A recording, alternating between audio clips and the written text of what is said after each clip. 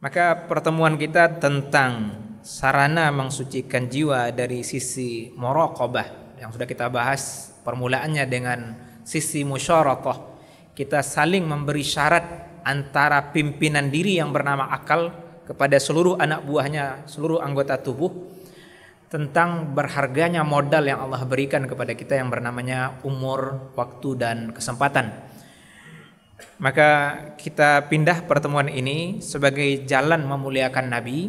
Kita bahas keagungan kemuliaan beliau sebagai jalan semakin besarnya cinta kita kepada beliau. Karena memang kita sama mengetahui pada ibu jamaah semua, syarat sempurnanya iman adalah mencintai Allah dan Rasul lebih besar dibanding cinta kepada selain keduanya.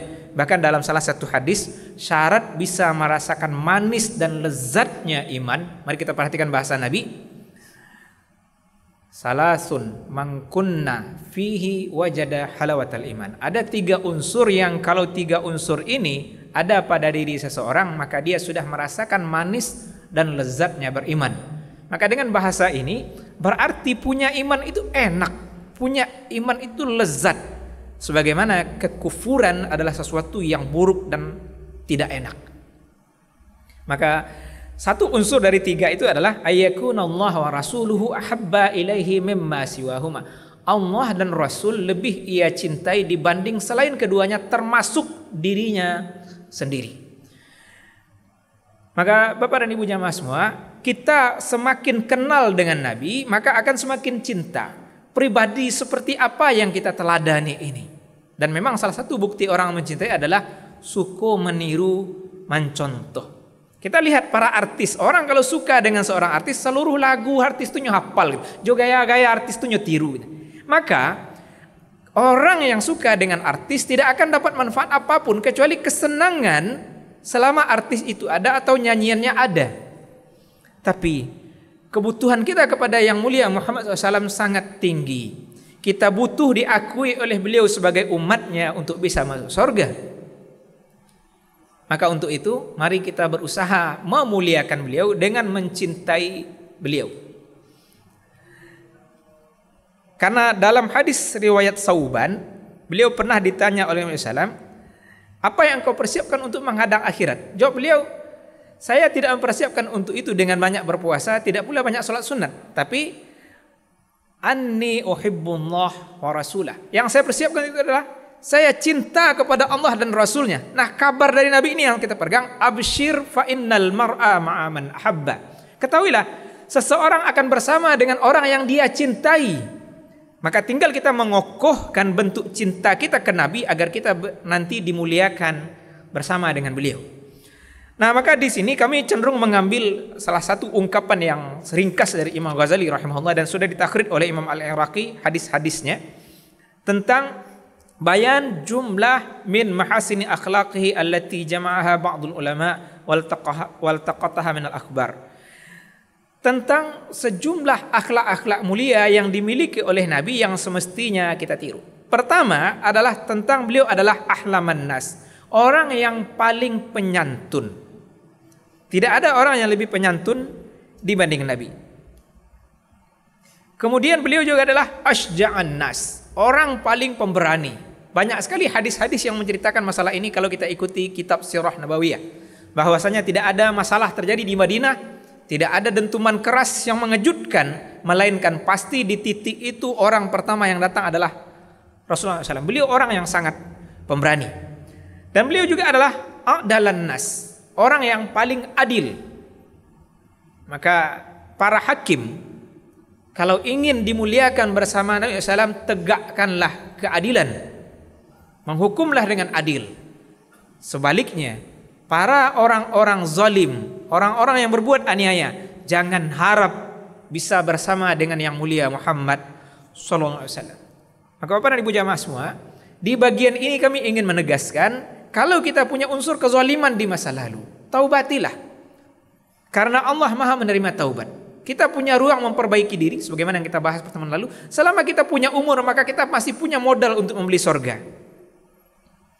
Dan juga beliau adalah a'affan nas, orang yang paling pemaaf. Sehingga dalam ungkapan hadis kita dapati, beliau tidak pernah mempermasalahkan hal-hal pribadi. Jadi kalau ada hal-hal yang terkesannya beliau tersakiti secara pribadi, itu beliau maafkan, tidak ada masalah. Tapi kalau sudah ajaran Allah yang dilanggar, maka kemurkaan beliau pasti nampak. Dan salah satu sifat kehormatan yang dinukil oleh ulama adalah sifat penjaga kehormatan diri yang semesti kita teladani.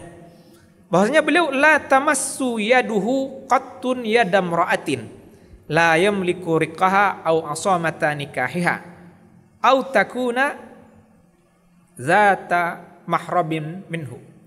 Beliau tidak pernah menyentuh tangan seorang perempuan pun kecuali perempuan itu adalah budak perempuan beliau atau yang sudah dalam asomah sebagai istri atas pernikahan, atau wanita itu adalah karib kerabat yang mahram dengan beliau. Maka di sini kami cukup sering menggarisbawahi hal-hal yang kami alami dulu waktu di sekolahan gitu. Ada seorang guru yang berkilah gitu, bersalaman dengan anak muridnya yang sudah balik. Halo, masalahnya anak waknya mah gitu. Berapa banyak kita mendapatkan kasus murid menjadi istri, guru menjadi suami. Bukankah itu mungkin bibit awalnya dari bersentuhan tangan? Walaupun ulama merinci hadis-hadis masalah ini berbeda pendapat, sebagian ulama menegaskan haram laki-laki menyentuh tangan perempuan yang bukan mahram dan bukan istrinya. Sebagian memberikan keringanan kalau wanita itu secara normal dia tidak lagi berselera kepadanya karena mungkin sudah wanita tua gitu, maka boleh berjabat tangan dengan wanita itu. Tapi kalau kita ambil contoh Nabi gitu, maka ini adalah contoh tertinggi. Ungkapan di hadis ini sangat jelas. Maka siapa yang mau bersama dengan Nabi SAW, perbanyaklah kita meneladani kemuliaan-kemuliaan akhlak beliau. Demikian juga beliau adalah ashkhan nas, manusia yang paling dermawan. Sehingga ada dalam ungkapan hadis, la yabitu indahu dinar wala dirham wa in faddala syai'un wa lam yajid ma yu'tihi wa faja'ahu al-lail lam ya'wi ila manzalihi hatta yatabarra minhu ila man yahtaju ilaih. Beliau tidak pernah bermalam. Ini berubah sekali beliau sesudah jadi rasul dibanding sebelum itu. Maka beliau dari umur 25 tahun nikah dengan Khadijah, dan sebelumnya juga sudah jadi orang kaya, sampai umur 40 tahun, 15 tahun pernikahan. Beliau orang kaya raya. Tapi sesudah dipilih oleh Allah, diangkat, diutus oleh Allah sebagai rasulnya, kehidupan beliau berubah drastis. Kehidupan beliau memang cocok dengan pola ulama tasawuf, karena memang ulama tasawuf berguru dengan beliau. Tidak ada menumpang satu koin dinar pun atau lebih bawah koin dirham di rumah beliau. Seandainya ada harta berlebih di rumah beliau dan beliau tidak mendapatkan orang yang akan menerima sedekah dari harta itu, ketika sampai waktu malam beliau akan sibuk memikirkannya, mengantarkannya kepada orang yang membutuhkan. Maka kesederhanaan Nabi sama kita ketahui, beliau hanya menyimpan makanan pokok untuk keluarganya dalam rentang waktu 1 tahun. Tidak lebih. Nah, mungkin itu dari tepung gandum sebagai bahan makanan pokok 1 tahun ke depan. Itulah kesederhanaan mulia Muhammad SAW. Maka bagi kita yang meniru Nabi, kelebihan harta sebenarnya adalah jalan untuk membeli surga. Kenapa? Karena memang bahasa Al-Quran seperti itu. Allah sudah membeli diri kita dan juga harta kita dengan kita nanti punya surga. Bukankah itu bahasa Al-Quran? A'udzubillahi minasyaitonirrajim. Innallaha ashtara minal mu'minina anfusahum wa amwalahum bi anna lahumul jannah. Sesungguhnya Allah sudah membeli dari orang-orang mukmin itu diri mereka, harta mereka, dengan bahwasanya untuk mereka punya surga. Maka bersyukurlah kita yang Allah beri kelebihan harta. Silahkan kita kalkulasi itu, berapa kebutuhan kita setahun ke depan, berapa kebutuhan makan kita sebulan, berapa biaya anak sekolah kita. Kalau itu sudah kita hitung dan ternyata berlebih, silahkan jadikan itu sebagai jalan pembeli surga. Karena itulah yang diteladankan oleh Rasulullah SAW. Maka jamaah semua, Sahabat Abdullah bin Abbas di Ramadan bahkan menegaskan kedermawanan ini. Beliau lebih dermawan dibanding angin yang bertiup. Itulah Rasul yang kita tiru. Jadi kalau ada yang memuji Isa putra Maryam alaihissalam, Nabi yang kita muliakan, karena kesederhanaan hidupnya, maka kita juga memuji Muhammad SAW karena kesederhanaan hidupnya. Kalau ada orang yang memuji Isa putra Maryam karena tidak menikah, karena memang umur risalahnya mungkin tidak memungkinkan untuk itu, sehingga beliau diangkat ke langit dalam status tidak menikah. Sehingga itu oleh Nasrani sebagian dijadikan kilah alasan untuk rahbaniyah. Orang menjadi rahib ahli ibadah tanpa menikah. Tapi tentu saja contoh keteladanan bagi kita adalah yang mulia Muhammad SAW, karena beliau mengajarkan semuanya secara utuh.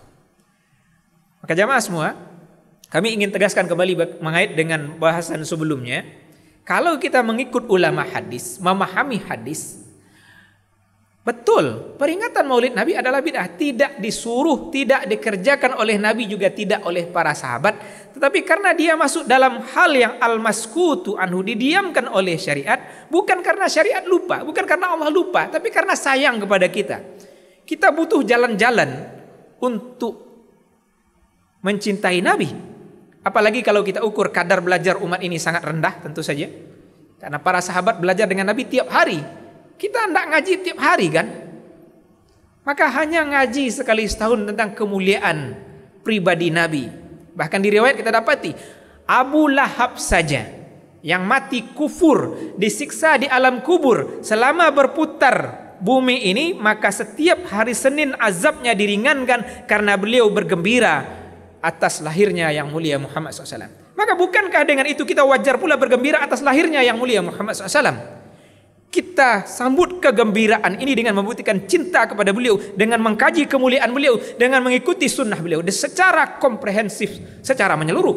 Maka jangan sampai kita tertipu oleh orang yang mengatakan cinta sunnah, tetapi dalam banyak hal mereka bahkan membuang hadis-hadis sahih ketika itu bertentangan dengan pendapat guru-guru mereka. Salah satunya kalau boleh kita garis bawahi, banyak sekali hadis sahih tentang masalah tawassul. Tapi kelompok ini yang mengaku cinta sunnah mengabaikan hadis-hadis sahih ini karena bertentangan dengan pendapat pemimpin mereka. Maka mari kita buktikan kita cinta sunnah Nabi SAW secara utuh. Kalau kita, sebagian orang membuktikan cinta sunnah Nabi dengan berjenggot, itu bagus. Dengan celana cingkrang, itu bagus. Tapi ini harus dilengkapi. Kita menganggap justru aneh kalau orang menganggap tidak sunnah berdoa sesudah sholat. Padahal hadis sahih soal Nabi mengerjakannya. Jadi kalau dikerjakan oleh Nabi, bukankah itu sunnah? Kalau dipuji oleh Nabi, bukankah itu sunnah?